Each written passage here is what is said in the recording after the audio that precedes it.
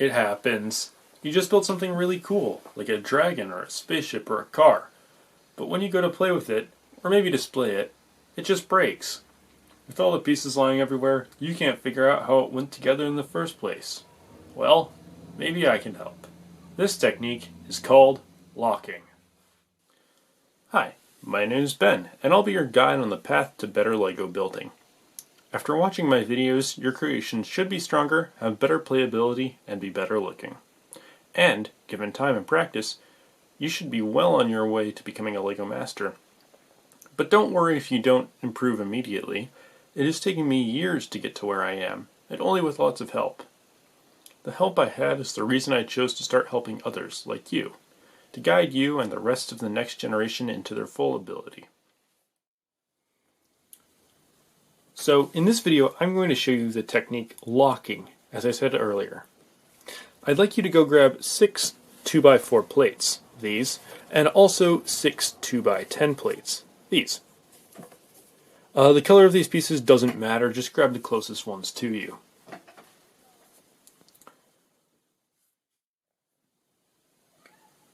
Alright, now that you've got the pieces, I'd like you to copy what I do to demonstrate how to lock. We're going to take the 2x10s and attach them together like this.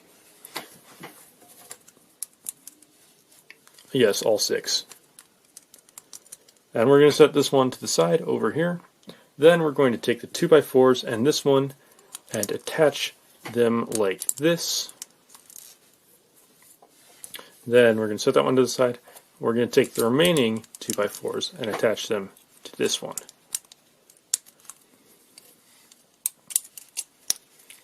Like this. So we're going to pick up this one. As you can probably see, it's pretty fragile with no 2x4s locking it together. So it just snaps like this. Pretty much any way you bend it, with very little pressure, it just breaks. It's not particularly good, and this is an example of a bad lock. Now pick up the next example. This one is better. It resists very well like this. I'm actually applying a decent bit of pressure there. But like this, it doesn't survive all that great. And also, if you twist it like this, it does snap like that too. Now we're going to pick up the last locking example here and test it out. See, it can take what the pressure the other two took, a lot better than they can. Like, it barely bends, but it doesn't break. And if you twist it, it really doesn't budge that much. It's pretty good. So this is a decent lock. So now please pick up the second locking example and just take it apart like that.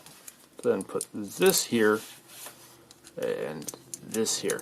This is the last locking combination I'm going to show you, and most definitely the strongest. I mean, seriously.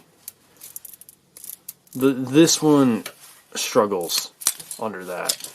This one doesn't even bat an eye. Okay, maybe a little bit, but not a ton. And this kind of stress you almost will never have in a LEGO model. So this thing, 10 out of 10, will probably survive most things.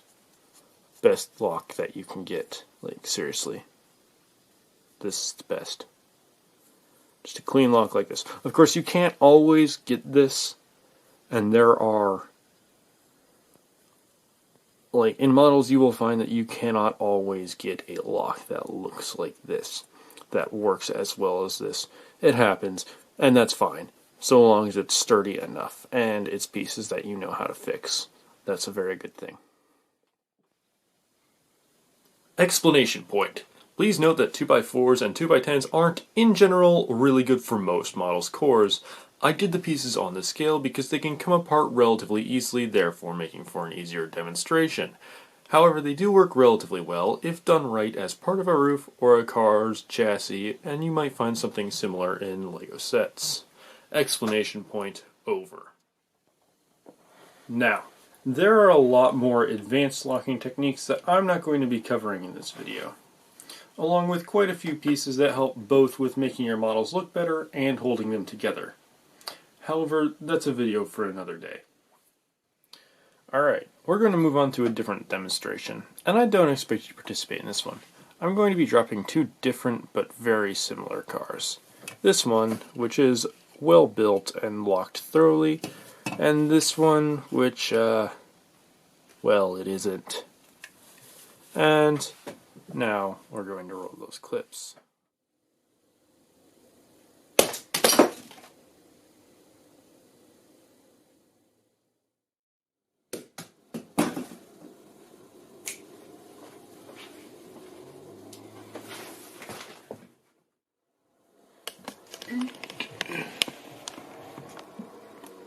There, you see it's still intact. So, as you can see, the car on the right survived very well, completely intact. Whereas the car on the left fell apart. It basically exploded, you know? I think the difference is pretty obvious. Locking just helps substantially when you're trying to have a model stay intact. And no locking does no help. This is just an easy way I thought of to demonstrate the power of locking. I hope that you did find it informative and that it did give you a reason to lock. Because explanation point 2, the bonus round. Some of you might be wondering why I chose locking to be my first video. The reason I decided to do this one first is, quite simply, because you can't improve your skills if your models keep falling apart before you finish them. Fundamentals are also important in everything, and locking is at the core of every good LEGO creation, quite literally. Just as important is practice, as the more you practice, the better you will be at locking, and naturally, the better you will be at building as a whole. Explanation point 2, over. So, some of you have probably already figured out how to lock when you build. And some of you also probably hadn't. I think it's always good to review the basics, but it's also very good for new builders to learn how to lock right away. It helps exponentially in their growth as a builder, and gives them the framework to learn anything there is in the genre of LEGO building.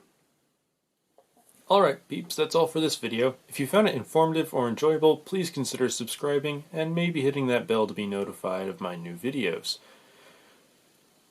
Subscribing costs you nothing, and you can always unsubscribe with no charge. Have a good day or night or whatever, and I hope to see you when my next video drops.